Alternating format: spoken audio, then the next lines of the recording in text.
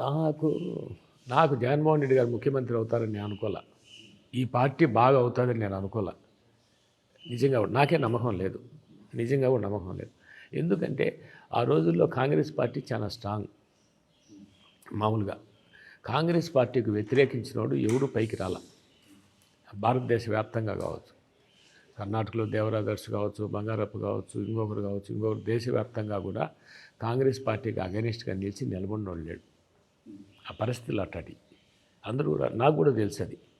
కానీ నాకు ఒక గుడ్డి నమ్మకం, నాకు ఎమ్మెల్యే కాకుండా పర్వాలే, ఒక్కసారి ఎమ్మెల్యే అయినా ఇంకా చాలు. కానీ నేను జగన్మోహన్ రెడ్డి గారి వెంట నడవాలా.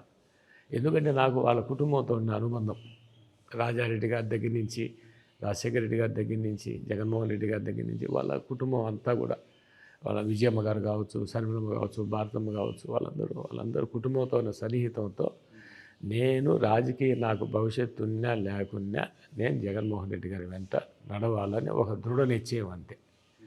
ఒక నమ్మకం నాకే నమ్మకం లేదు జగన్మోహన్ రెడ్డి ముఖ్యమంత్రి అవుతాడని కూడా, అప్పట్లో ఈ పార్టీ నిలబడతాడని కూడా లేదు.